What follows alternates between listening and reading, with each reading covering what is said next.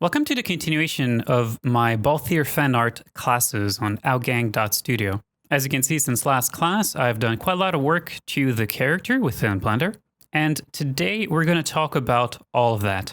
Those who know me a little bit know that I absolutely love to work on workflows, meaning that I like to develop them, I like to perfect them, and I like to find better ways of doing things. That really has been my career so far, to be honest, as a character artist working in video games. And even now that I work on my own for Outgang, I still do that. I still worry about workflow, and I always worry about finding better ways of creating details and of creating characters. Basically, as I was developing this character, I realized that there were a few things that were really missing from my workflow. One was that I felt that I needed to revamp my whole workflow when it comes to high-res garments out of Marvelous Designer, including how to create some really nice borders with UVs for anything that is cloth that is spit out of Marvelous Designer. And out of that came the Outgang cloth nodes, which I have used extensively on this particular project.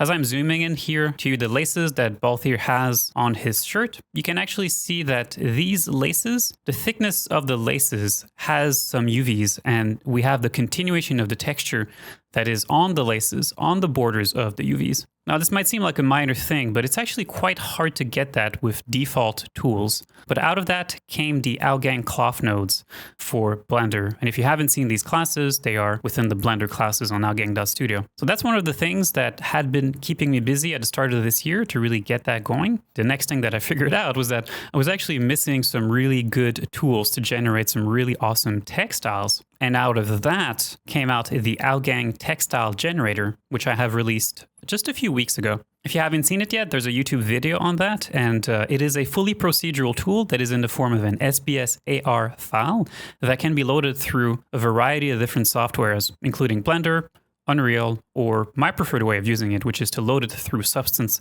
Player, which is a free tool, by the way, and not to be confused with Substance Painter. The Outgang textile generator simply allows us to create different textiles by specifying color, weave type, thread density, and a whole bunch of other details in there to really create some really awesome textiles.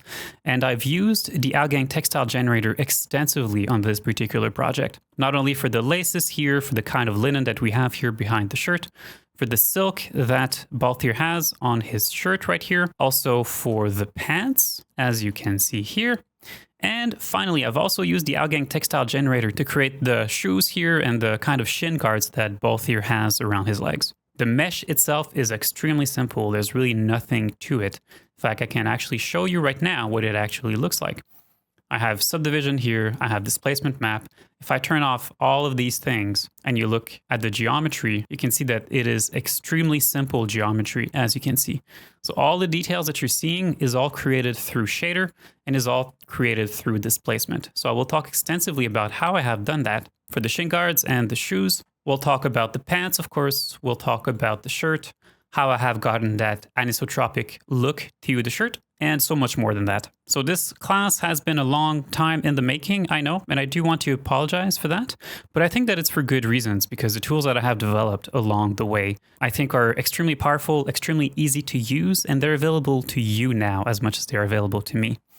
This class is broken into 3 different chapters. During the first chapter, we'll do an overview of the Balthier project, and also I'll give you an overview of the Blender scene itself, where I'll share information related to poly counts, light setup, and a few workflow tips along the way.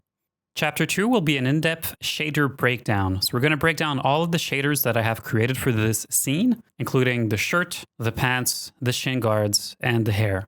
Chapter 3 will be focused on textiles, and there I will present to you the 2 approaches that we can use to use the Outgang textile generator in Blender. The first one being to go through Substance Player, and the second one to go through a Substance 3D add-on. So which one should you use on your side? We'll talk about things such as sRGB color space, the extensions that are worth to use on your textures that you export, and we'll also talk about performance. Don't forget to check out the chapters that are included with this particular class if you're looking to jump ahead to a particular section of it. It's going to be an interesting one. If you're watching the classes on outgang.studio linearly, the class before this one will be a class where we will have done a first sculpting pass on these pants. And I mentioned at the end of that class that the next class would be one where we would do a quick texturing pass on these pants in preparation for our last sculpting pass. That content is still coming to Studio and will very, very likely be the next classes that I will post after this one. So if you're laser focused on the continuation of these pants and you're not interested in this particular class, then jump ahead to the next class in these series. So let's start with an overview of this scene, where I am, where I'm trying to go with this particular character. This Balthier project is a project that I had started many years ago. I've talked about this in some of the previous classes, but I still would like to finish this particular character one day. It's just that it takes a lot of time, and because I'm developing all of these different tools and techniques as I go, and also I've picked up Blender along the way, there's just so much development that I'm doing left and right in terms of tools that the progress on this particular character is actually very, very slow. My goal of this character is not to make him game ready.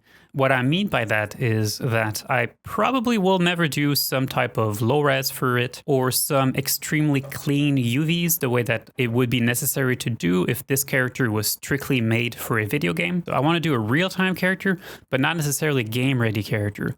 More of a portfolio piece, trying along the way to essentially deepen my own knowledge and push my own knowledge and my own ability to create some really, really interesting high-resolution textiles. Now, if you are trying to specifically learn character art for video games, this content is still very, very interesting for you because there's a lot of what I will be talking about today and during the next classes, and certainly in the previous classes, that still applies really nicely to game-ready characters. Because of course, sculpting-wise, simulation-wise, texturing-wise, all that is very, very similar.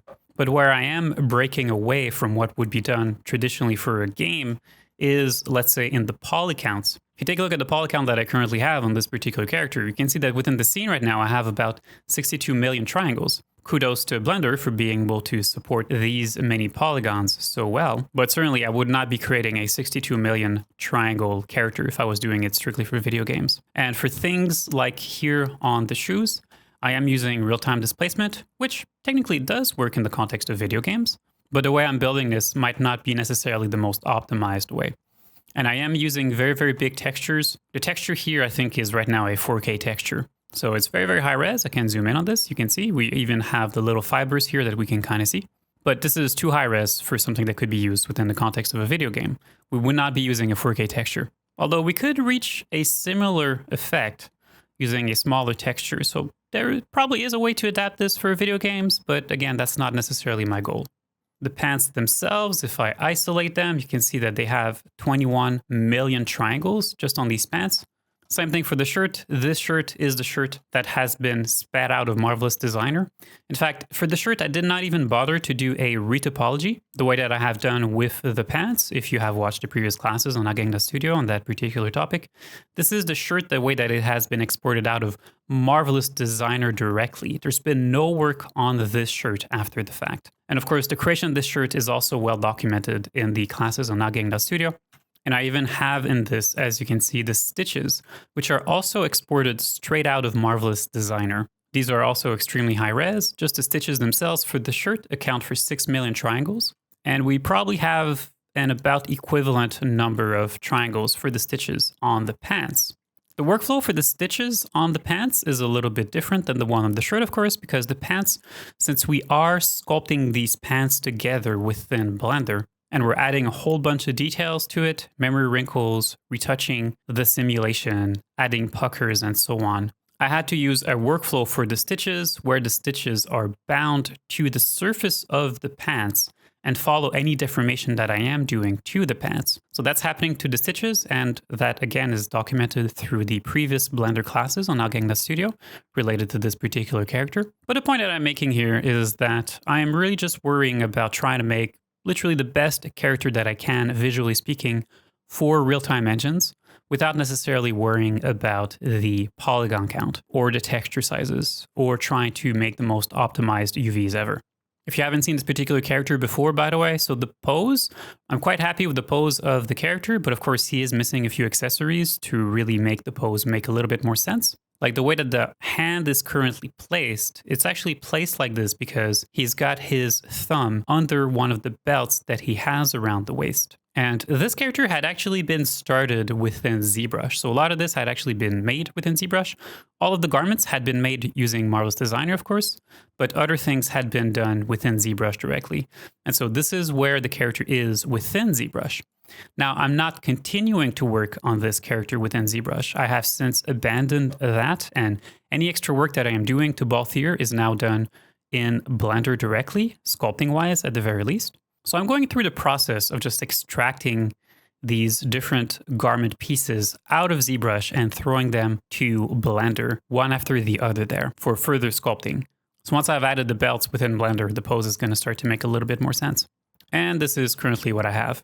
Balthier is a character from Final Fantasy XII, and if you have played the game or you know the character a little bit, you know that he's not necessarily dressed like this. That's because along the way, I'm also redesigning his whole outfit completely. So if you know what the character actually looks like, he's kind of like a fantasy Japanese clone of Han Solo. That's probably how I would describe Balthier.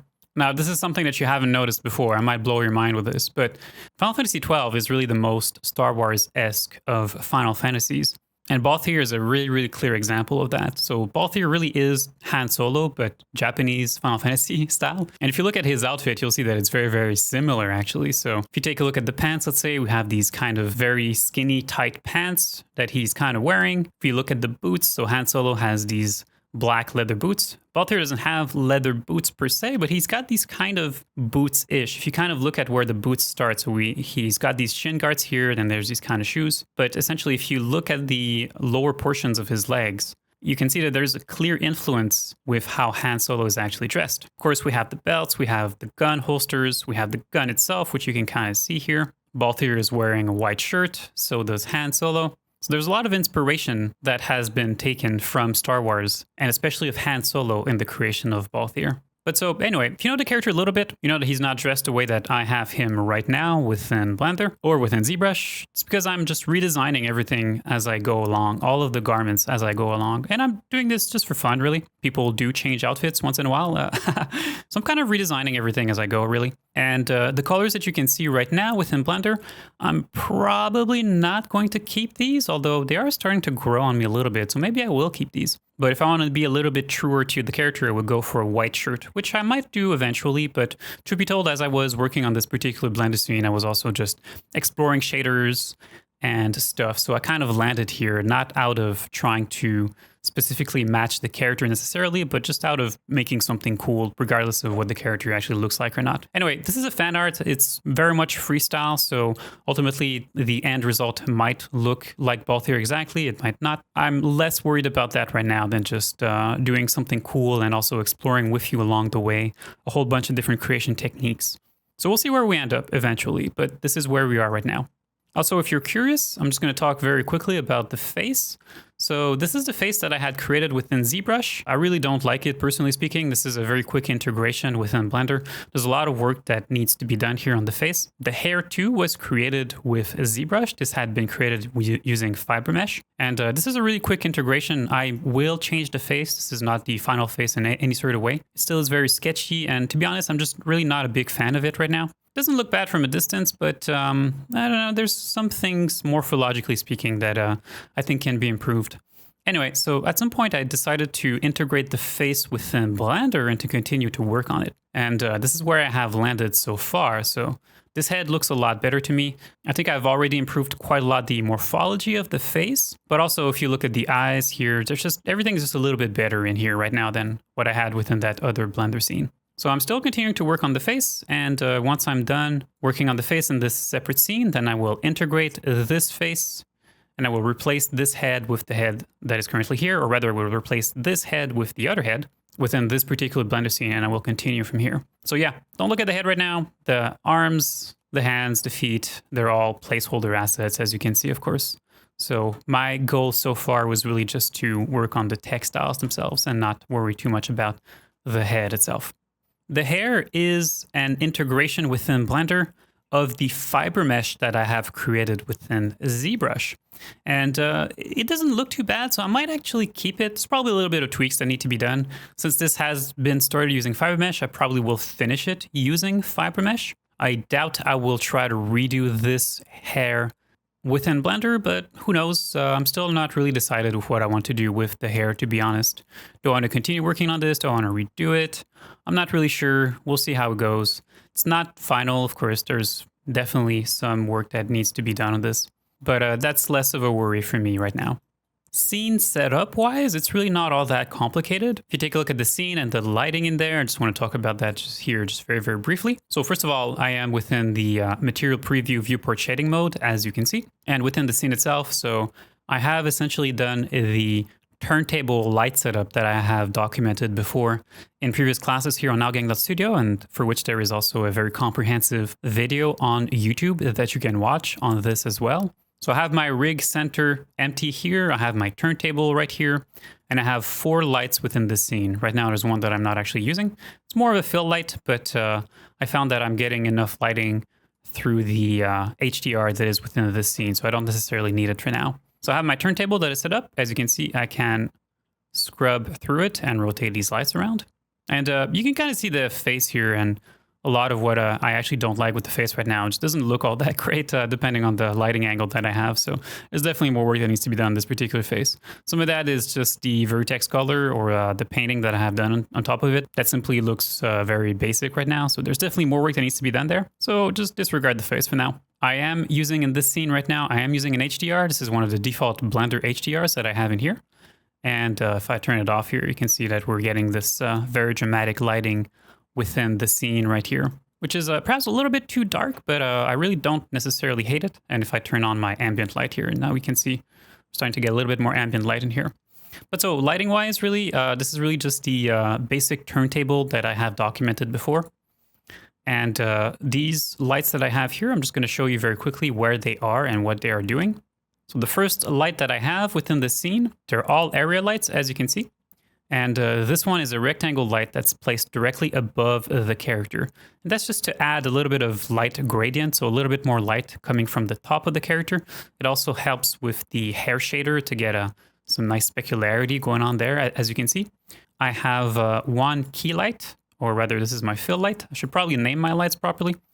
So light number 3 right now is my key light, as you can see, giving me somewhat of a Rembrandt lighting on the face to get that kind of nice triangle here going on the face, which is very typical of a Rembrandt style lighting. I have one backlight to add a little bit of a rim effect to the character. And then I have one fill light, which, as I have said, I am not using if I am using the HDR, because they're starting to be a little bit redundant there. If I just increase the strength of it here again, can see the effect that it's giving us. Of course, it's making all these different textiles read really well. Now, they're all area lights, of course, so they all have a size to them, and a few of them are rectangle lights, and a few of them are also circular lights. So my key light is a circle, as you can see. So if I go within the light properties, you can see that it's an area light, but that is set to a disc shape. And the reason for that was actually because I wanted to get that nice round specular going on within the eye right there.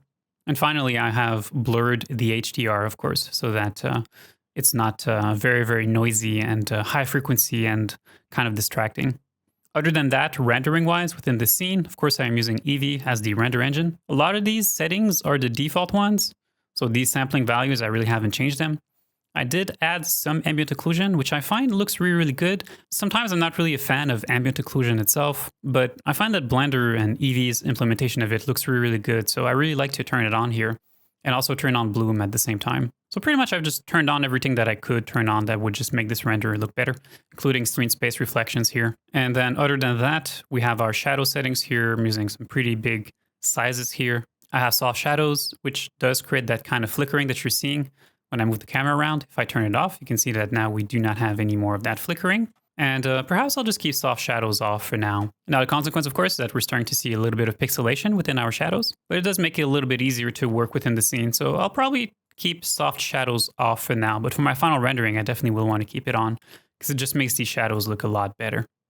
And finally, if I go down here, you can see that within color management, I've set here my view transform to filmic, which is set to standard by default. By default, it kind of looks like this here, and our look here, I believe, is set to none by default. So these are the default values that we have for our color management. And you can see the scene doesn't look necessarily bad, but it doesn't look all that great either. So really setting the view transform here from standard to filmic really gives us a much nicer rendering. And the look here, I've set it to medium contrast, I believe. Doesn't actually change all that much, but sometimes I do like to play around with this and perhaps go for medium high contrast or something. It's something that's very easy to play with. You can see I actually quite like how the colors are starting to pop with medium high contrast, but as a consequence, I'm also starting to have a little bit too much darkness here for the pants. Of course, I could, of course, make the pants a little bit brighter, but I'm still playing around with these. But do play around with these on your side too, because I find that just changing these two settings here really makes our rendering look a lot better, just with a few different, very easy tweaks to the scene. So that's about all I've done to the scene. Shadow-wise, for these lights, I keep going back and forth between turning on contact shadows or turning off contact shadows. In the turntable videos I've produced before, sometimes I turn it on, sometimes I turn it off. Contact shadows does sometimes create a few rendering bugs, so sometimes I just like to just turn it off completely, to be honest. But in all cases, actually, the most important thing is not even to turn contact shadows on or off on your lights, but actually the most important thing, regardless of whether you use contact shadows or not, is I find to always set the bias value here, both with the shadow and also under contact shadows. Always set the bias value to the lowest possible value here of 0.0001. It just makes the shadows look much better and a lot more precise. Probably more important than whether you turn contact shadows on or off. So now let's take a look at all the shaders that I have within this scene and talk about what is important to talk about for each of these. So in terms of materials, really, my goal with Ball Theory was to express a wide range of different materials and different types of textiles. I kind of always knew that I wanted to go for a silk shirt of some kind, but I didn't want to have silk everywhere else. I really wanted to build with this character a lot of contrast within the different materials and textiles that Balthier has. So that's why we go from this kind of really metallic silk that we have here to these laces and the kind of linen that he has elsewhere over his shirt. That is a lot more rough. We have a little bit of metal here, painted metal for the different buttons and the kind of little holes for the laces, as you can see. And I wanted something that was very contrasting with this particular silk for the pants. So that's why I went for this kind of canvas that you can see here. I've used the polyester preset as a starting point for the Outgang textile generator to create the kind of canvas that he has over the pants. And I also wanted to have a few zones here where the canvas would start to desaturate because of aging and what have you. So I really wanted to explore different types of textiles because I think it's very interesting to do so. And unfortunately, this is something that I don't see enough in people's portfolios sometimes. You can kind of look at characters and you see that everything kind of has the same kind of light response, or everything kind of looks more or less the same in terms of textiles. And it was very important for me to really create a wide range of textiles on this particular character. I'm going to start by opening the shader editor here on the left of Blender's interface. And let's start with the top of the character, and we will simply work our way down from there. So on the top is the hair, and I'll be honest, I kind of like how it looks here in 3D, but I really haven't done anything all that special for the hair. And I will fully admit that I was simply experimenting around with shaders until I got something that looked pretty good here. So if I select the hair here, you'll see what my shader setup looks like for it. I am very disappointed that Blender does not support anisotropy in real time, which is true both for the hair here as it was true for the shirt. So in both cases, I kind of had to find ways around getting that look here within the viewport, especially for the shirt actually, but anisotropy is also quite important in the context of hair. But unfortunately, Blender's EV does not support it in real time. So even though we can render out with anisotropy, my goal is to make this in real time, really. So I was really just interested to see what I could get out of the viewport of Blender. But so you can see there's a few different tests here. So these I can actually erase. And there's really nothing all that special for the hair. If we take a look at the shader here, there's actually a little bit of that metallicness that is in here. It's not cranked up to 1. It's not cranked up to 0. It's somewhere in between. And if I get rid of it here completely, you can see that the hair now, well, just looks a little bit different, right? But for me, that metallic is really important because it is really the metallicness of it that actually blends with the white specular that we have to really create that nice hair shader look. I don't want to get bogged down into the technicalities of hair rendering, but really if you look at other people talk about hair shader, or even if you look at hair yourself, what you're going to wind up realizing is that there really seems to be kind of the impression of having both a white specular to the hair, but also there seems to be a bit of a metallic specular as well. So there's almost like two specular lobes, and one is colored with the hair color and the other one is completely white. And that's really what gives hair its very distinctive kind of shading. So I was kind of able to replicate this not too bad within the viewport here by really just cranking up here the metallic value, but also at the same time having a lot of this specular that is here, which helps. It's very subtle, but if you look at the tips of the hair here, you can see as I increase the specular here, how it seems to become a little bit brighter there. And the specular tint value that we have here helps to also tint that specular so that it's not only completely white, but it also kind of inherits a little bit of that hair kind of golden color that we have here going on. And at the same time, on top of that, I have added here a clear coat, as you can see. So I'll be honest, this isn't really a recipe for hair as much as it is just me kind of experimenting until I could get something that looked hair-like. So this is really just a preview shader. I'll probably will tweak this. And if I keep this within Blender, I don't know that there's necessarily much more that I can do to get even better hair rendering going on here. But if I throw this over to Unreal eventually, perhaps, then definitely we'll be able to get an even better hair shader going on. But anyway, so the secret to this particular hair shading that we have right now is that I have metallicness here that is neither set to 1 because this starts to be quite drastic, as you can see here. So my metallic value is somewhere around 0.7. I've also cranked up here my specular value, my specular tint value. You can see my roughness is around 0.3. And I also have added in here a little bit of sheen, which sheen probably doesn't change much, to be honest. And finally, there's also a clear coat on top. So all of that is just getting layered on top, and it kind of gives us something that's, I guess that's kind of all right, as we said. Oh, and there's actually a little bit of transmission too, actually. That's kind of important. So you can see here that this is not completely black, of course, because there is actually a little bit of light transmitting through the hair right now. If I put the transmission down to 0, you'll see that now we're actually getting these very, very dark shadows in between the hair. It's becoming very, very dark, and so not all that interesting. So hair, of course, does let some of the light through. So by adding here transmission, it just helps to diffuse the lighting across the hair. And I actually realized now that I was not using any type of subsurface for the hair. Something I could have played with, and I'm kind of curious now with you to crank this up a little bit just to see the impact that that's going to have. And then let's tweak this particular color here. I'm just going to actually sample the same color as I have for the base color. And it doesn't seem to be changing much, actually. And that's probably because we already have some transmission going on here. So actually, if I turn off the transmission and we increase subsurface right here, yeah, see, it's actually kind of bringing us to the same place. This isn't actually bad. Maybe I could actually reduce the subsurface here down a little bit. So there might be something to do here with subsurface as opposed to transmission. It's not looking terrible, right? So there might be something to do there. We need to experiment with this a little bit more. But basically, at the end of the day, again, this is not a proper hair shader. It's really just kind of a way to get within Blender's viewport the best possible hair shader that I could, even though ultimately speaking, we really need some type of specialized hair shader. Now, there are a bunch of shader types in here that we can call up here within the shader editor, of course. If you go in here and you type in BSDF, you will get things like hair BSDF, and there is also an anisotropic BSDF in there somewhere. But I've experimented with these, and again, I just didn't get that great of results in real time. So eventually I just decided to stop using those completely. So yeah, those are great if we're using cycles or some type of offline rendering perhaps. But in the context of Eevee and real-time rendering, the principled BSDF approach I'm showing you right now is pretty much the best way I could get it. Now for the face, there isn't really much to say, really. It's just a very basic shader there, and there's a little bit of subsurface in there. So nothing that's all that exciting. We are using the vertex color of the face here as a color attribute that is getting plugged into the base color. But beyond that, we just have a little bit of subsurface. There's really not that much to say here. But if you are curious perhaps for the eyes, what is going on there is that I have two meshes.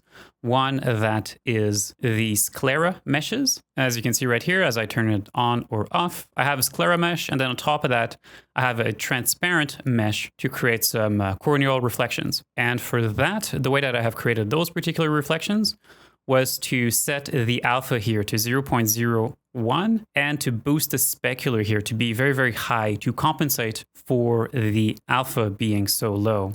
And my cornea material itself, as you can see here, is flagged as alpha blend. Now, it's not the only way that we can create transparency and reflections, even in real time using Eevee, but this is the way that I have used it right now. But again, the face and the eyes and everything, this is all placeholder really. So it's not really all that impressive, at least not right now, but when I have any kind of substantial update to present to you there, I certainly will do that. Now for the shirt, and this is probably where it gets interesting for most people. So first of all, on the shirt itself, I have multiple materials that are applied. I did, in fact, separate out the laces and the stitches as separate objects, as you can see here. And the reason for that was just because it was a little bit easier to manage the materials if I didn't have to deal with all of these different material indices, which I actually still have here, but I could actually get rid of all of these. So let's just go here and remove unused slots. For the stitches, I really am using only one material in the end. So just to simplify my life a little bit, some of these meshes have actually been separated out from the rest of the shirt here. But so the shirt itself, without the stitches and without the laces, has two materials right now. And these little metallic pieces are, again, a separate mesh. So I've been using material indices within Blender to assign a different textile, of course, right here versus what we have for the rest of the shirt, which is using this silk material. And here's what the setup looks like for the silk itself. So as we've just talked about in the context of hair, we do not have anisotropy in real time, unfortunately, with Blender Eevee. So if we want to get a bit of an anisotropic look to a material, we're pretty much left with the only option of faking it. So that's not great, and this is a huge fake that you're looking at right now, but it's pretty much the best that I could get it within the viewport right here. So this is pretty much as good as it gets as far as I'm concerned. And so the way that this works, if you look at the shader setup, so here it's a little bit more complicated than what we had seen before. Let's just go ahead and erase this here. We don't actually need this. You can see within the shader that I actually really have only two textures right now that are plugged in. I could probably plug in a few extra textures actually, but for now this was sufficient for me. So within the base color right here, you can see that I have a mix node that is connected to a Fresnel node and to a tangent node. So let's talk about that first, and then afterward we'll talk about the Outgang textile generator here, which is using the Substance 3D add-on that is plugged within the normal map. So basically, when I realized that there was no anisotropy within Eevee that was possible, I went online and I've searched for a solution to how could I actually set up some type of anisotropic effect? How could I fake it within Blender's viewport? And this is pretty much the recipe that I found online, so I don't get any credit for this. I will show you essentially where I have found this here. I've pretty much just went on Google and I've Googled Blender Eevee anisotropic right here. And I was eventually brought to this particular link that is right here from jeromebellman.gitlab.io. And I pretty much just took a look at this, and this looked extremely simple. So I pretty much recreated this directly within Blender's shader editor. So super simple. If you want to fake an anisotropic look within the albedo of your material, you take the tangent here that you get from a geometry node, plug that within the Fresnel node, plug the factor output of the Fresnel node within a mix node where you specify the two colors that will create the anisotropic effect, and then you output that to your principled BSDF. Interesting note, I did not set it up like that for the hair, but I probably could have, and perhaps I will experiment with that in the future. That basic setup is pretty much what you can see here. So we have our principled BSDF node right here for our silk, and in there we have the mix node with the two colors, as you can see. So the kind of yellow color that is right here, this is my B color. My A color is the color that we see at grazing angle. Input from that is this Fresnel node that is right here. And connected to my Fresnel node is a tangent node that is right here.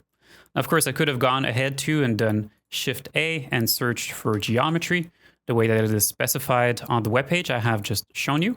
But it kind of more or less brings us to the same place, really. Although not quite, actually. There is actually a little bit of a difference. So I'm going to go ahead here and I'm actually going to connect this tangent output, which right now I actually have a bit of a hard time doing.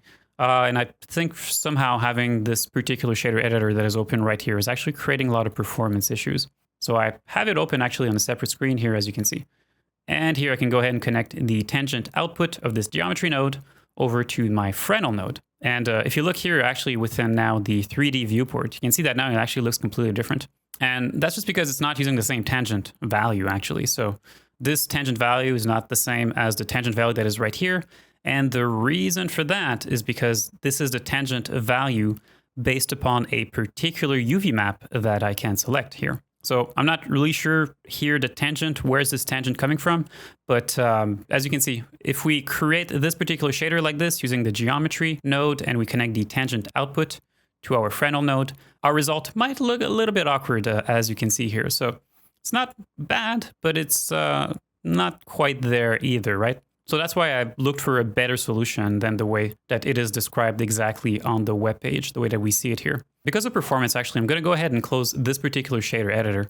And I'm just going to keep using the one that I have opened here on a separate screen to continue talking with you about this. Anyway, so it's important that we are able to specify which tangent we want to use, of course. And what is commonly used in this particular case is a tangent derived from the UV maps. Now, if all this sounds a little bit like gibberish to you, okay, I apologize. I don't want to get fairly technical here, so I won't go down the very deep rabbit hole that this could actually bring us. But basically, okay, in video games, when we use a tangent for something, it is usually often derived from the orientation of UV shells within a UV map. So that's kind of why I find this particular geometry node and this tangent output to be a little bit problematic, because I don't actually know which tangent we are using. But when I did a search here for tangents within the shader editor, I found that there's an actual tangent node that we can use. And that's why I've decided to use this one instead, because in here we can actually select what will we derive the tangent from. And I guess radial here is probably what we were using before. We were using some type of radial tangent.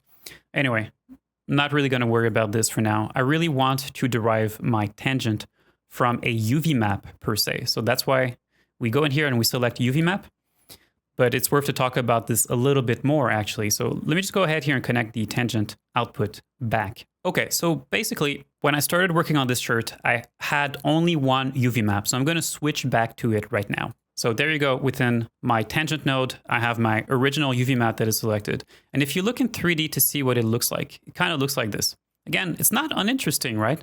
And certainly I prefer this over the kind of radial tangent that we were getting before, but it still is not quite right. And why is it not right, do you ask? And it's not right because, first of all, this is a satin weave. So this is a silk shirt, but it is also using a satin weave.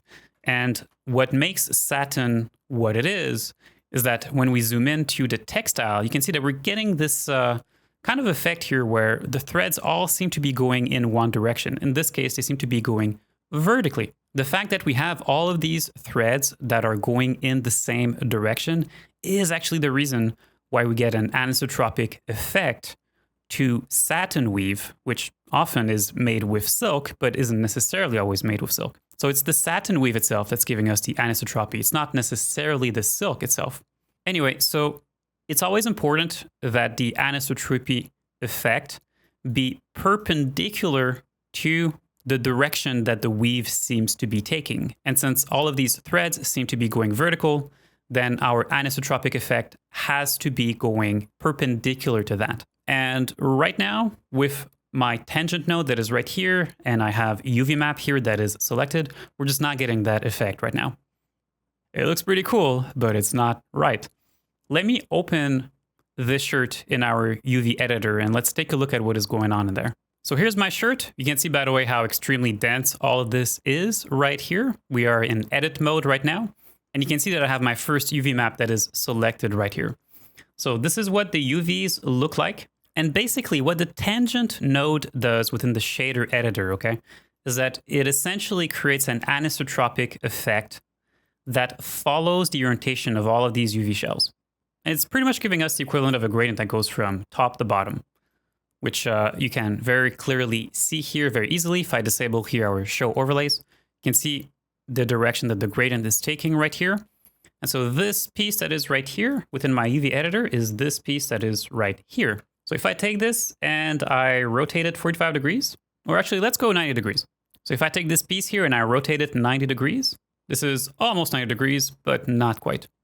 Now, if you look within our 3D view, you can see that now our anisotropy is going horizontally across, and that's wonderful. That's what we want. But the problem that we have now is that the direction of our textile has also been flipped here, as you can see. So that's not really a solution, right? So if you think about this for a second, what do we need to do here?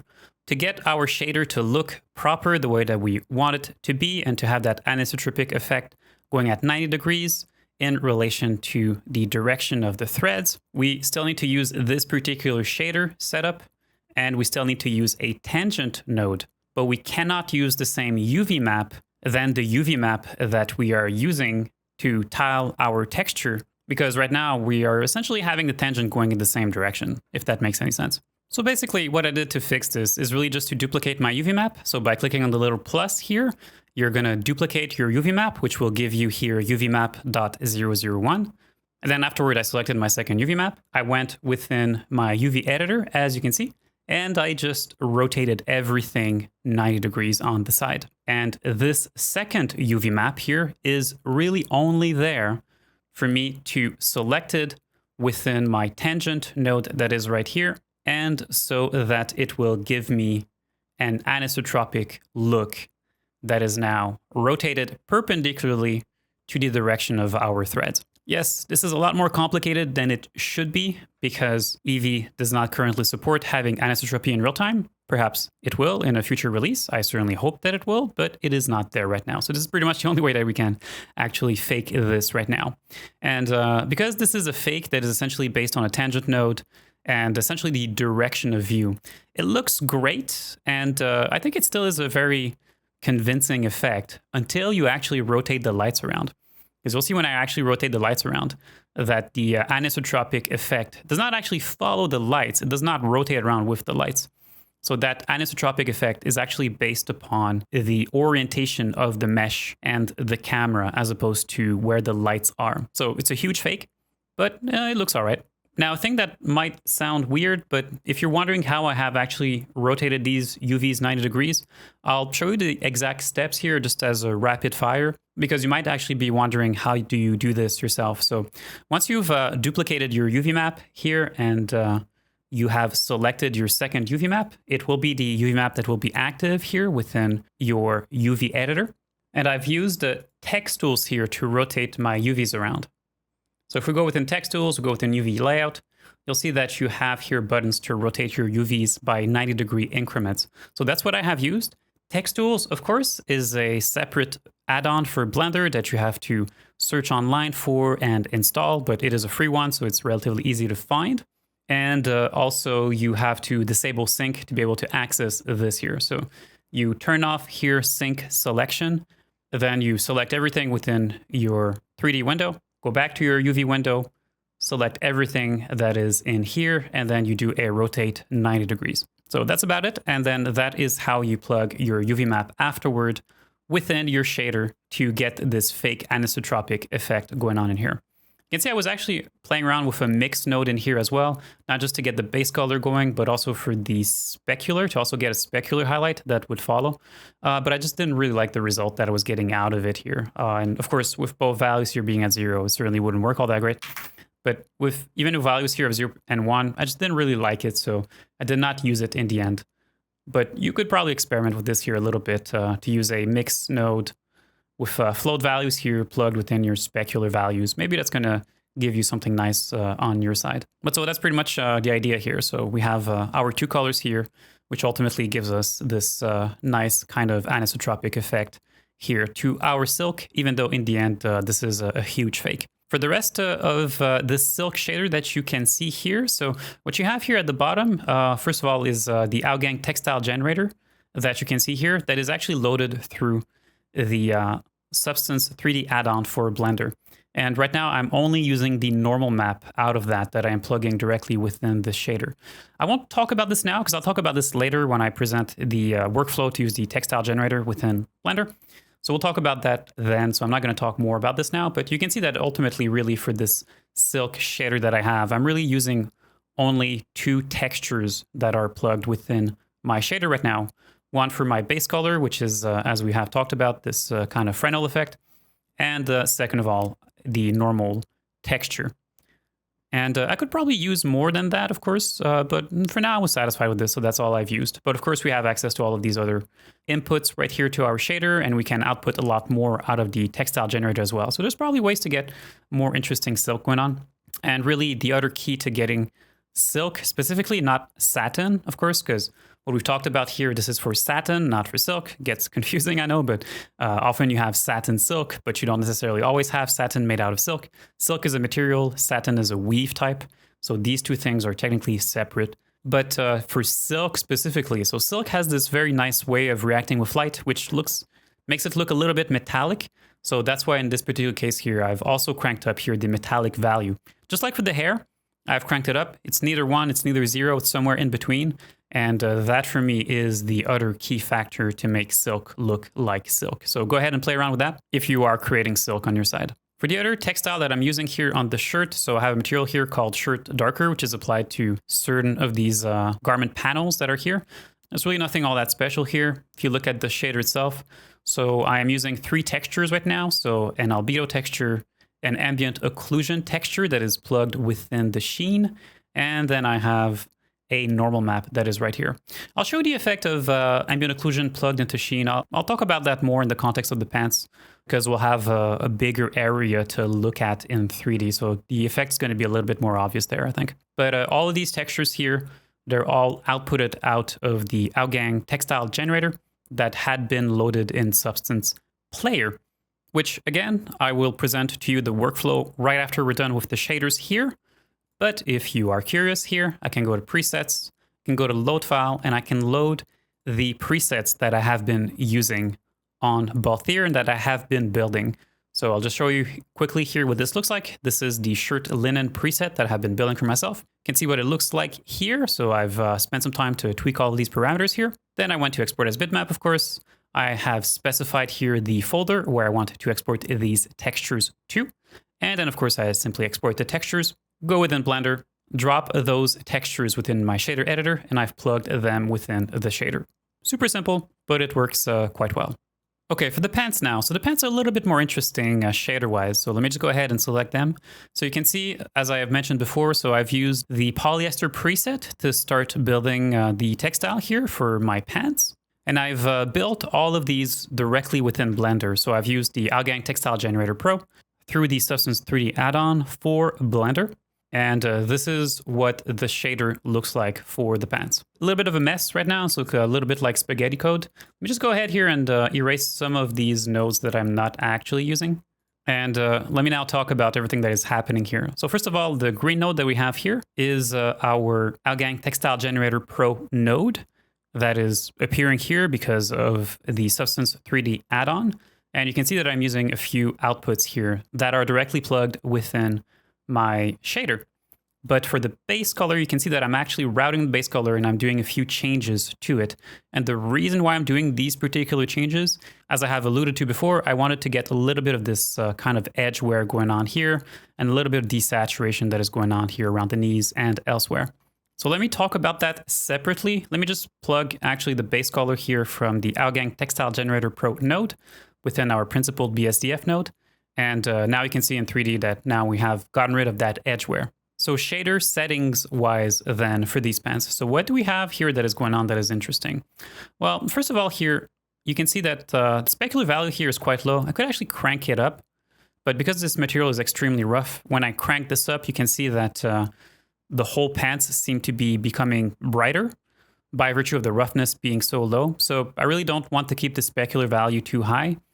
And so that's why it was even reduced from its default value here of 0.5, I believe. So I reduced it here a little bit. I might be breaking PBR by doing this, but it looks all right in 3D, so I didn't worry about it too much. But interestingly, though, is that you can see that I have taken the specular tint value and I cranked it up all the way to 1. And it's minor as an effect, okay, but it actually has as an effect to saturate just a little bit the specular reflections that we have on this. So if I take the specular tint and I put it back here to 0, you can see that everything becomes just a little bit more desaturated. And I just really like to have a little bit of that tint in there. And the reason for that is because for the same reason that I'm using the sheen here is because I actually want to catch a little bit more light for the parts of the model that is a little bit at a grazing angle. So I just find that adding here the specular tint to 1 in combination with using a little bit of sheen, and I'll talk about this in just a second, helps for me to really just make the parts of the garment that are at grazing angle, make them look just a little bit more brighter, but also a little bit more saturated at the same time. It's a subtle effect, okay, but cloth does have that sheen effect if you look at it at grazing angle typically. So I found that just cranking the spec tint here at 1, I just liked the effect that it was giving me, really in combination with also using a little bit of sheen here.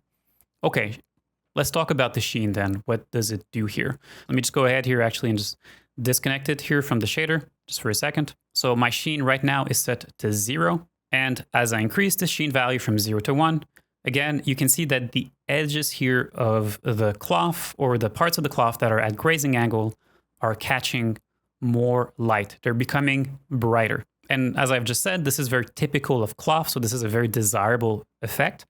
And the sheen tint here, just like for the spec tint, it just makes the sheen take on a little bit of the color and saturation of the albedo. So I just really like the effect personally of having this here being very high here around 1. It's a subtle effect, but it's a very nice effect when you are building cloth on your side. Okay, but then what is the deal with the texture that was plugged into there, you may ask? So if you take a look at my shader, this is, again, our Outgang Textile Generator Pro loaded in Blender through the Substance 3D add-on. We have our outputs here of that. And you can see that out of the ambient occlusion output, I've plugged in a separate XYZ node, and I've been using one of these connectors, doesn't matter which one, but I've been using one of these into the sheen input of my shader. And the reason why I'm doing this, okay, is because I love this particular sheen effect that we're getting in 3D. But if you actually zoom in, what I actually don't like is that each of these fibers are actually catching a little bit of that sheen here, even on the inside. So it's a very subtle effect, okay? But zoomed in like this, you can see that the edges here for each of these individual threads is also a little bit brighter because of the sheen effect. This is without any sheen in here, and you can see what it looks like. So I actually don't really want to have sheen in between the fibers. I don't want essentially the edges of each of these individual threads to catch light. For me, that sheen effect is more of a macro effect that should appear when we are zoomed out of the textile. So what I have done basically is simply to use the ambient occlusion here, output of the Outgang Textile Generator Pro, as a mask for the sheen. So take a look at this here, what it looks like right now. I'm going to go ahead here, take my ambient occlusion output again, keep it connected to this separate XYZ node, and then I'm going to take either of these outputs of the separate XYZ node, and we're going to plug that into our sheen input. And now as a consequence, this looks much darker here because the way the ambient occlusion texture is, of course, is that we are getting a little bit of occlusion on the edges of each of these threads, which means as a consequence, that the sheen effect is only limited to the center of each thread. Anyway, subtle effect, but personally speaking, I just prefer it this way. Here's what that ambient occlusion texture looks like, by the way. So you can see that we are getting a little bit of darkness here in between the threads for our textile. So that's how we're masking out the sheen from the edges or the borders of each of these threads. And now on these pants, the other component that we had through this particular shader that is interesting is the fact, as you can see, that I'm actually mixing the albedo that is outputted out of the Outgang Textile Generator Pro with a separate color, and I am using that to desaturate the edges of the garment. So I'm just going to go ahead here and replug the output of our mix node here to the input of our principal BSDF node, and we're getting this particular effect here. And so we're getting this here because I have generated a very quick curvature pass, which is, once again, what we will do together next class. So I'm not going to dwell on this too long, okay? Like, how do we do this? Because we'll do this together during the next class. But basically, I just outputted a very quick curvature pass for these pants using Substance Painter.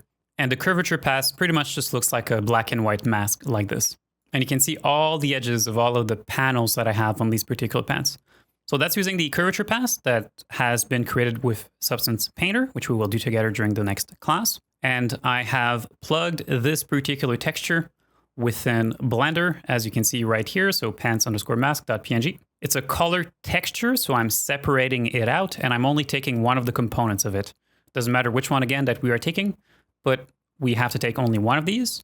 And I'm using a curve here just to modulate a little bit the effect that we're going to get in the end. So if you look here at what this looks right now, I'm just going to take this curve here, and if I actually just play around here with these points, you'll see in 3D afterward what it looks like. So yeah, that's not looking all that great right now, right? So we have to tweak the curve here a little bit to try and get something that is a little bit more masked here to the extremities of our garment panels, as opposed to what the original curvature map was giving us.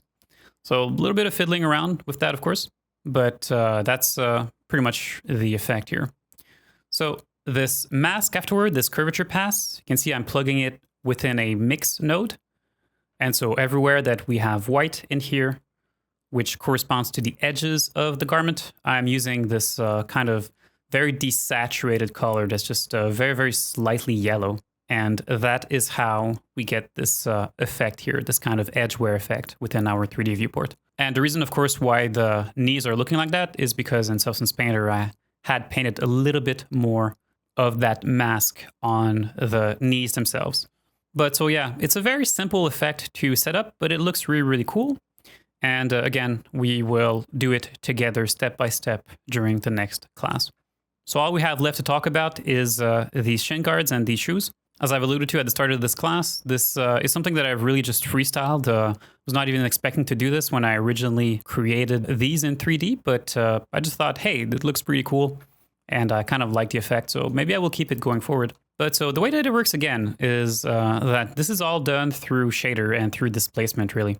If you're curious to see what the shader for these shoes look like, well, it kind of looks like this. So there's really not all that much that is interesting that is going on here.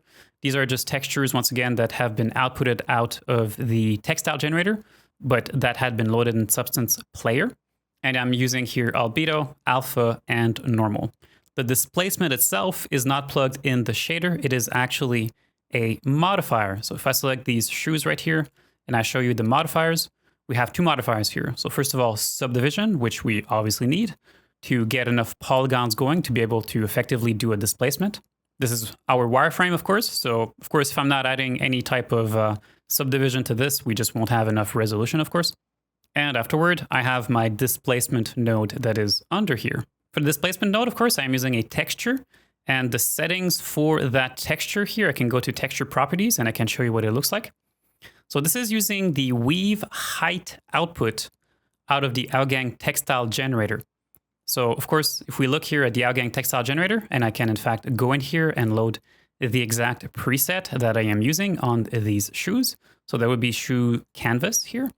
This is the textile that I have built within Substance Player for these shoes. And of course, because I have built this using displacement, if I want to get an exact representation of how the displacement will look like once we go to Blender, of course, the thing that we can do within Substance Player is to go to Materials, go here to Edit, and within our material properties to crank up here the tessellation. And somewhere around 10 is actually pretty good. And then we can zoom in on this, and we can play here with the height scale to get more elevation going on. So this allows us, of course, within Substance Player directly to see what our textile will look like with tessellation and displacement. But ultimately, this really is, at the end, really just a textile, just like any other textiles that you could build in here. Although I am exporting out as a 4K texture, as you can see. And I'm doing that really just so that I can have really high-res textile in here. So, of course, this might not be exactly a proper material to use, because ultimately, if the idea here is to go for something like straw, this isn't quite there 100%, but I still thought that it looked good enough. So ultimately, I'm actually quite happy with the result, and it gives me good ideas for how I can tweak the textile generator going forward to create even more convincing straw. So if I do that, of course, you will also benefit from that in a future update. But so you can see this is what the mesh looks like, the mesh that has displacement, whereas I have a separate mesh that is right here, also has displacement for the kind of trims, I suppose, that are going on all the way around these shoes. And I'll talk more about these in just a second here, but I'll just complete what I'm talking about here about this particular part here of the shoes. So, of course, here I have plugged in my weave height. So we have two different height maps that the Outgang Textile generator outputs. And as I have also said at the beginning, height map is only a feature of the Pro version of the Textile generator. So if you have only the free version, unfortunately, you do not have access to this. But if you have the Pro version, you have access to both a height output that you can see here and also a weave height output. Now, in this particular case, they're both exactly the same. The only difference here is that the height output, as opposed to the weave height output, will also output out the result of any height noises and wrinkles that are thrown on top, but which I am not using for these shoes. Anyway, so back to Blender here. I've plugged in here my texture in my displacement modifier. And of course, important to mention here is that where it says mapping is to put the same values down here for the repetition as what you ultimately will be putting down in your shader for the other textures, so that of course the displacement map has the same tiling values as what you have for the other textures used on this particular mesh. And now for the rest here, for the trims and for the soles here, I'm also using the Textile generator, and I have a different preset for that. So if I show you here the preset, this would be shoe canvas small. So it pretty much looks the same as the other preset I have shown you for the rest of the shoes, but in this particular case, there is no spacing here. So the threads are packed closely together, which gives this as a result. And the only reason why it looks so good here around the trims is really just because of the UVs. So if I show you what the UVs look like right here, you can see the mesh, by the way. These are just very simple splines. Full disclaimer, they haven't been created in Blender. These were actually created within ZBrush, actually, using one of the curve brushes. And the result of that, of course, were just a bunch of tubes, but whose UVs, as you can see, are nicely spread out horizontally across the texture. And as a result, once we add our textile on top and we add displacement on top, it pretty much looks the way that you have seen it. So yeah, I think this is a pretty cool use for the Textile generator. This is, as far as I'm concerned, this is still experimental. This isn't something that I have developed the Textile generator to support necessarily, but it's cool that it can still do that kind of effect. And as I've said, it certainly gives me good ideas for how I can improve the Textile generator going forward to support this kind of effect or this kind of material even better. Oh, and of course, material-wise, we have the alpha texture that is outputted out of the Textile generator that is plugged within our alpha input of our shader. And our shader itself, within the settings down here, can see that the blend mode is set to alpha clip, and I've played around here with the threshold. So that's it. That's how I have set up these shoes. And for the rest, these are straps that are pretty much like the straps that I have on the shirt.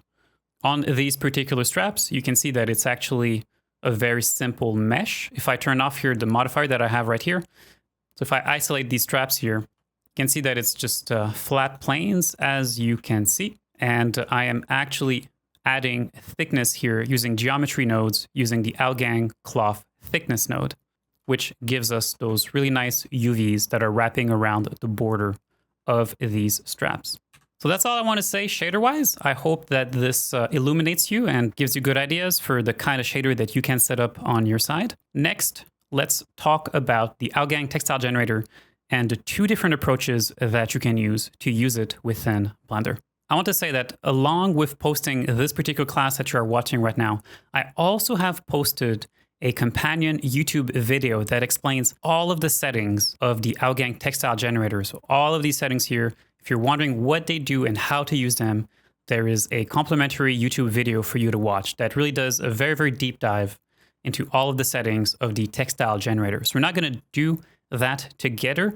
We're just going to talk about the general workflow using both Substance Player or the Substance 3D add-on. But if you are looking for a great reference to see what all of these different details or families of details do, go and watch that particular video that is on Outgang's YouTube page.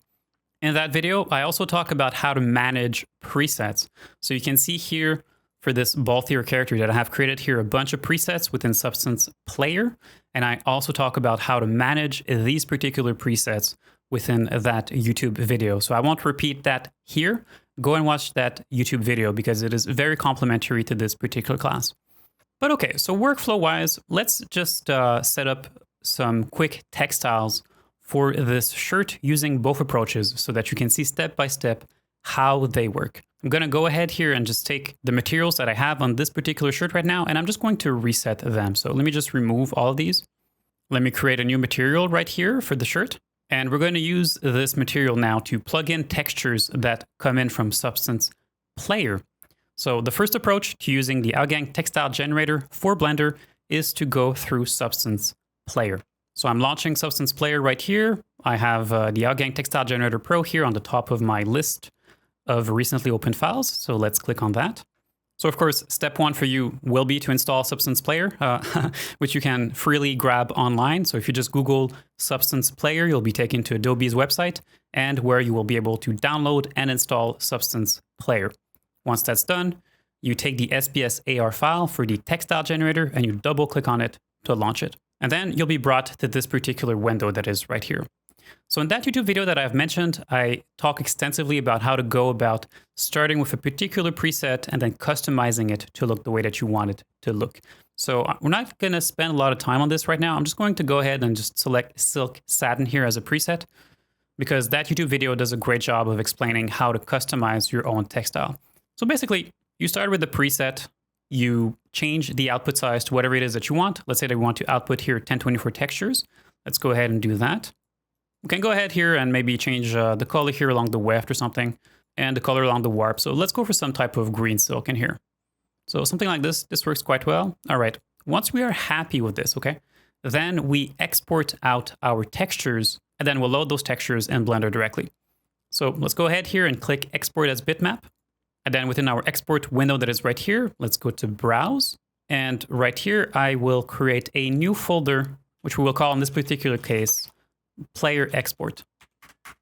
Now in here for the format, if you are going to use this for real time, I highly suggest that you use TGAs as opposed to PNGs because there is a huge performance cost to exporting out as PNGs. Seriously, it is very, very significant. Let me just go ahead actually and switch this over here to 2K textures. So I'll just show you what it looks like here really quickly, okay? So let's go ahead and just export these as PNGs if you're curious. So we're exporting all of our outputs here. Let's click Export and take a look at how long it takes to export these files. I'm not even going to finish this particular export right now because it takes forever. So that's what happens when you export as PNGs. If I go ahead here and actually switch this over to TGAs, take a look at how fast this exports out. All right, so if you're going to do a lot of export out of Substance Player, you'll get a way, way better performance if you're exporting out as TGAs. It makes, as far as I'm concerned, it makes a huge difference. We can go ahead now and navigate to the folder where we have exported our textiles. And you can see here that, well, right now I have a mix of PNGs and TGAs. So let me just go ahead and erase the PNGs because I don't want to keep them. And now here are our TGAs. So this is the full export list out of Substance Player. Feel free to use as many of these as you want within your shader, of course. But the basic ones that we need, of course, is albedo, normal, and depending what we are going to do with this afterward, we can add height, we can add ambient occlusion. Let's add ambient occlusion here for that sheen that we were talking about. So let's go ahead and drag and drop them within our shader editor. And yeah, okay. You have to drag and drop these individually. So thank you, Blender, for that. All of our textures are now part of our shader. Let's go ahead and start by plugging in the albedo here. So let's connect the color output to the color input of our base color within our shader. And this is what it looks like within our 3D viewport. Not super exciting, but we're already one step closer. Let's go ahead and plug the normal map next. So for the normal map texture, very important here where it says color space to set this over here to linear. And then we cannot plug the color here directly within the normal input of our shader. We have to go through a normal node first. So press Shift A within your shader editor, go to search, and search for normal map.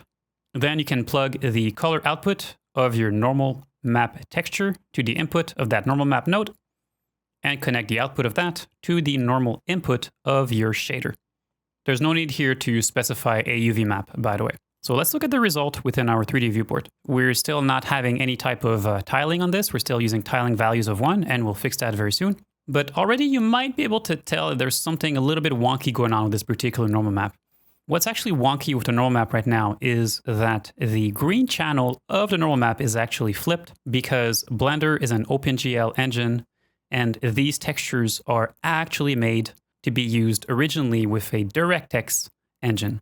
So in practical terms, what does this mean? Well, it means that we need to flip the green channel of any normal map that we export out of Player to be plugged within Blender.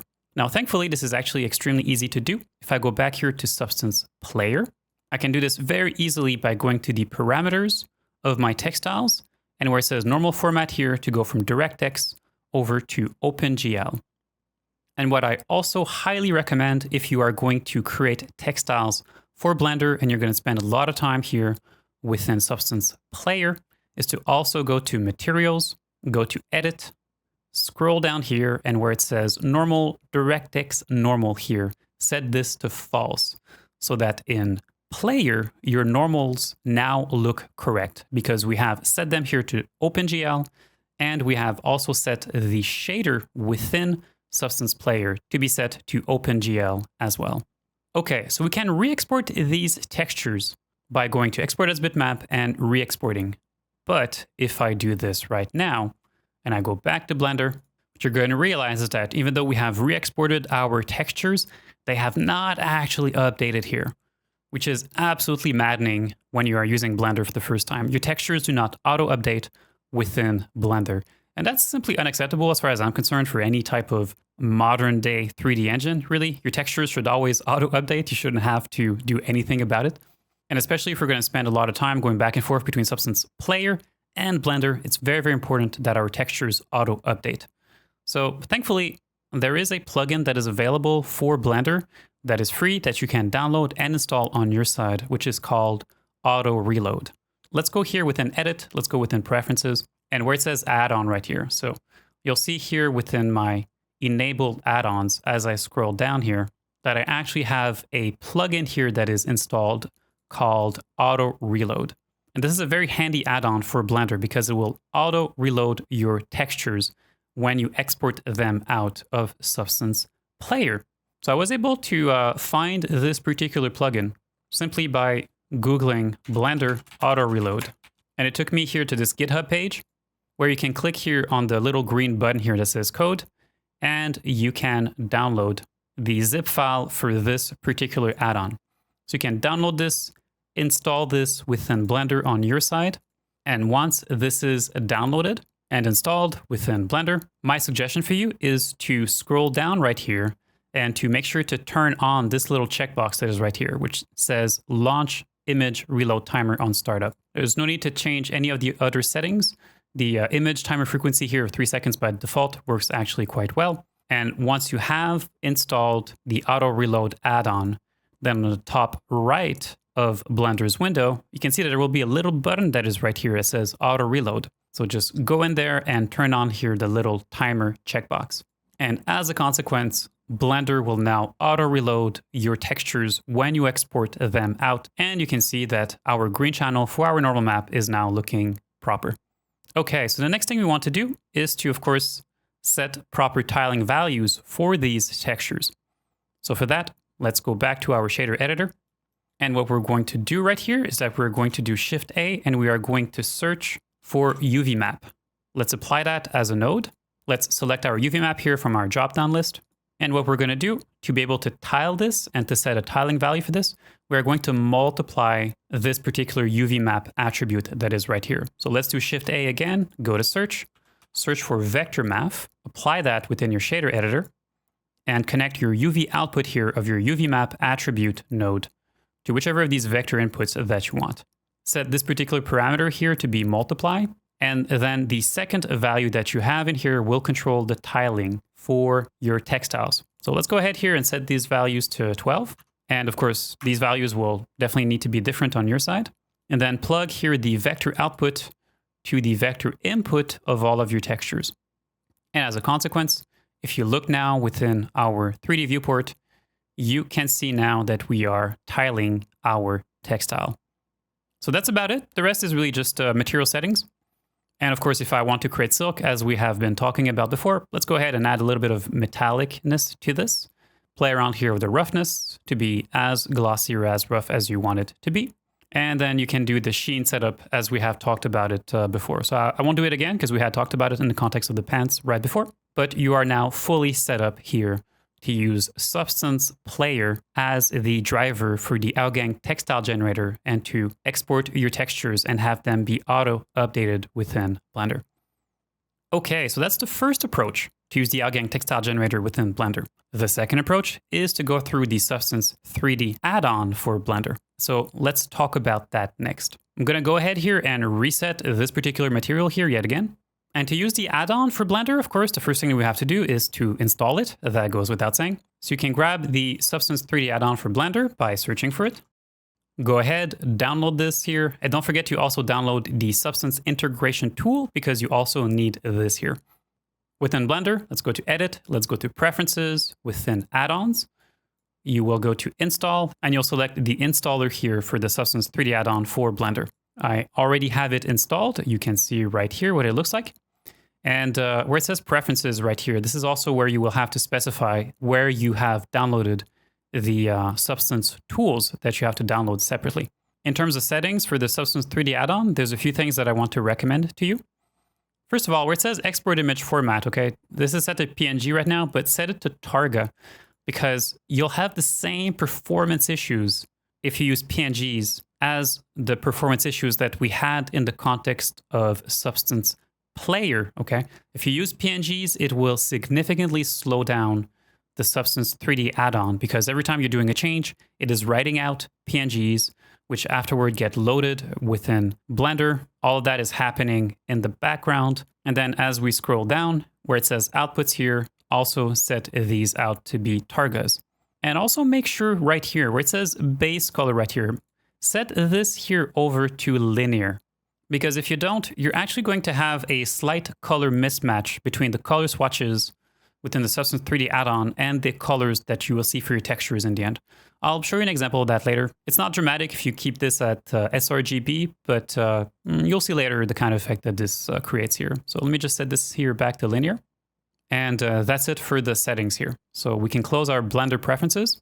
And now if we want to load our Substance 3D add-on, we will do that through the shader editor. So here is the shader editor with our principal BSDF, which is completely blank right now.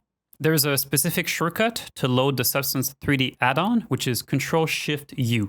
So remember that and do that on your side here. So within the shader editor, press Control-Shift-U, and this will bring up here the Substance 3D menu, as you can see. Once you're in here, go to Load New Substance File, and that will allow you to load the SBSAR file for the Outgang textile generator. Then, once it is loaded, make sure that you have your object selected on which you want to use the textile generator. Go back within your shader editor and do Control-Shift-U again, then select Apply Outgang textile generator. Now you can see here that nothing has actually happened within our shader editor. And if I go back here to the 3D view, you will understand why. So we have actually a new material that has been created right here. And this is the material to which the Outgang textile generator is currently hooked up to. So this material that we have created here, this blank material, we can actually delete it. And as a result, our Outgang textile generator is now applied to the shirt. Within our shader editor, it looks like this.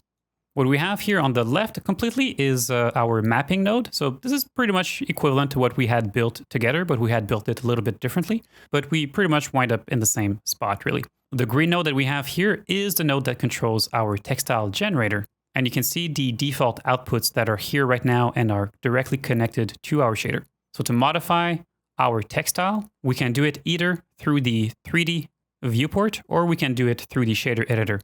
And in both cases here, you can open the Substance 3D add-on by pressing N and afterward making sure that you're on the Substance 3D tab that is right here. So you can see I have it here within our shader editor and I actually have it too within our 3D viewport. So you can customize your textiles in whichever place that you want. So for here, I'm going to use it through the tab here that is on the right of our 3D viewport since I don't have to switch screens. And of course here, our tiling value controls the tiling that we will have for this textile in the end. So let's go ahead and set this to 12 because that's what we were using before. Preset here, of course, allows us to select from the default preset lists that come with the textile generator. And you can already see that we're having the same issues actually with the normal map as what we had within Substance Player, which is that the green channel of our normal map is flipped. So just like in Substance Player, where we had to set Substance Player to OpenGL, we have to do the same thing within the Substance 3D add-on for Blender. And the button is pretty much exactly at the same place, really. So within your parameters here, just scroll down, and where it says normal format here, go ahead and set this here to OpenGL. For the outputs, okay, you can see right now that we have 4 outputs that are right here. So albedo, normal, roughness, and metalness. You'll know, of course, that the textile generator comes with more than just these particular outputs. And by default, the Substance 3D add-on is actually only showing you a partial list of outputs. To see the full list of outputs, within outputs right here, just click on the little burger menu that is right here. And you'll be able to see all of the outputs that are possible for the textile generator. So if I enable some of these outputs here, then afterward within my shader editor, you'll see that some of these get automatically plugged within our shader and some of these do not. So you might have to hook up some of these outputs individually yourself. When I turn on ambient occlusion here, you can see that it actually gets automatically multiplied with our base color, which might be something that you like and might not be something that you like. So that's up to you to see what you want to do with that. But frustratingly, if you go ahead and you connect the base color to the base color of your shader, every time that you do a change here to your textile generator, you'll see that the Substance 3D add-on will actually reconnect the multiply node connected to the ambient occlusion node and your base color to your shader. So that's a little bit frustrating, and I haven't really found a way to turn that off, unfortunately. The parameters that we have here are exactly the same as the ones that we have within Substance Player. And if you're wondering what they do, I will also refer you yet again to that YouTube video that is an in-depth guide into all of the parameters of the Outgang textile generator. So go and watch that and you will be able to see what all of these parameters do.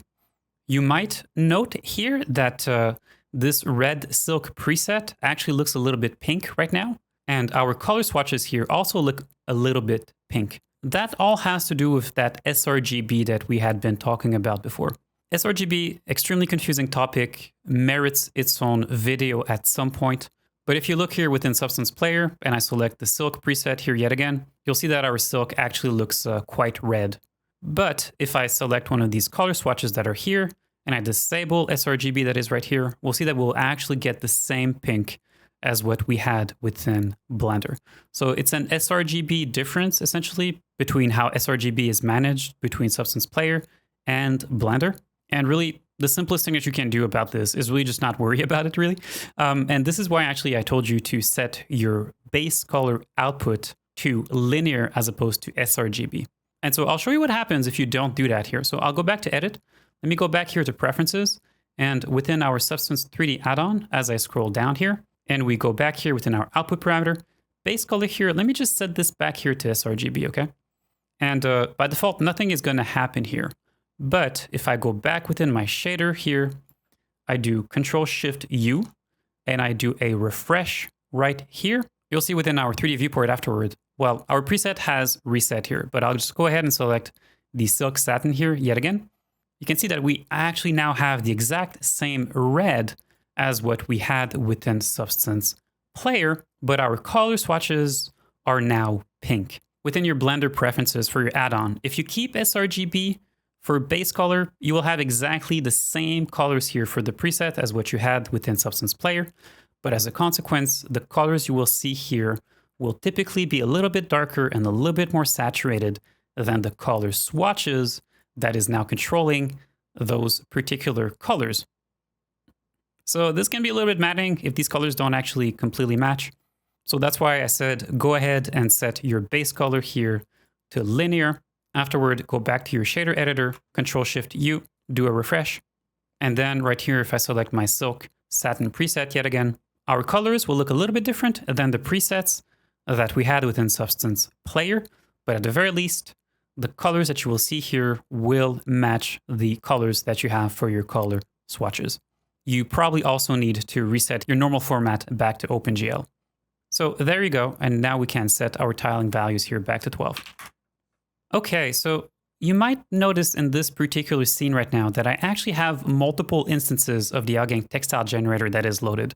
And that's because one of these instances is the one that I have shown you on the pants. It is a different one. If I select the pants here, you can see that it's actually the first instance of the Outgang textile generator that is right here. So I can switch between all of the instances that are loaded within the scene by clicking on them here. So that's wonderful if you are using the Outgang Textile generator with the Substance 3D add-on across many different objects that are within the scene. It's great that you can just quickly switch to those. But the only drawback there, of course, is that these don't really have a descriptive name, as you can see right here. And unfortunately, it does says here double click to rename, and I was never able to do it. So I think there's a bug here that actually stops you from renaming these, because renaming these would be very, very good, right? Like this is now our shirt. It would be nice if I could call this shirt so that I can tell this apart from the first instance of the textile generator, which is used on the pants. But unfortunately, I never found a way to rename this properly, so I have no idea what is happening there. This really sucks, but this smells to me like a bug with the Substance 3D add-on that really should be fixed. But that's really all that you need to know about how to use the Substance 3D add-on for Blender. So when you compare both approaches, it does seem like the Substance 3D add-on for Blender is the simplest way to use the textile generator within Blender. And it is quite nice, I will have to say, to be able to modify here our settings and to have those be automatically updated within the 3D viewport. That really, really is nice to be able to actually play around with that. So I really do like it. But the reason why I have tendency to not use it that much actually is just because the performance of it really isn't all that great, okay? As we're working here at 1024 resolution, we're still getting pretty decent performance. If I go ahead here and change the warp color for something else, so that it updates, within a second or two, it's fairly fast. But the moment that we work at a higher resolution than that, if I'm working, let's say here with a 2K texture, you're gonna see here that the moment that I change a value here, so I'm gonna take the warp color again, and I'm just gonna change this here. So I'm gonna click once here on the color here that is yellow, and you can count here the seconds that it takes until this actually updates within the 3D viewport. This is quite significant because it makes it a lot harder to just play around with these settings to be like, hey, maybe these slubs, I wanna see what happens if I crank these slubs up here. Every time you do a change here, you have to actually wait quite a while, as you can see, for the changes to update within the 3D viewport. So for me, that kind of sucks. It's a performance issue, I feel like, that the Substance 3D add-on has. And yes, I am working with a 2K resolution, so that could be part of it. But sometimes you actually want to work at those resolutions. And especially if you compare the performance of this with the performance of Substance Player. So if we go back here within Player, and I set myself here at 2048 again, you can see that if I go ahead here and I take the warp color and I change it to something else, look at how fast this actually updates. If I go ahead here within Weave and let's say I play with the thread density that is right here, you can see this is not quite real time, but it's pretty close to being real time. So I find that the performance of the Substance 3D add-on for Blender leaves a lot to be desired. And if I'm going to do a lot of heavy tweaking of these parameters, all of the few seconds that it takes to update the 3D scene every time starts to slow down my workflow significantly. So basically, although it is nice to do changes here and have them be updated directly within our 3D viewport and to see the changes on our model directly with the nice lighting that we have in here and everything else, I tend to only use this approach if I'm going to do relatively light work in here. And if I'm going to do any type of heavy work to a textile, I would rather do it in Substance Player directly because it is simply much faster and it really doesn't take that much time to go to Export as Bitmap, click Export, and especially as we're exporting TGAs, this is done within a second. You go back to Blender, and because we're using the auto reload add-on that we have installed, it also updates within Blender very, very quickly. So I encourage you to play with both approaches, and I personally have used both approaches on this particular project, so there's no right or wrong answer as to which approach you should use, but now you are aware of what the differences are. Go ahead, play with both approaches, and choose the approach that works the best for you. So there you go. That's our class. I hope this was interesting and that this opens your eyes to everything that you can do within Blender to improve your textiles and your shaders for your next character project. We'll be back next class where we will continue working on these pants. We'll do a quick texturing pass on those, and then we will complete these pants with our final sculpting pass on these. Thanks for watching, everyone, and I'll see you next time.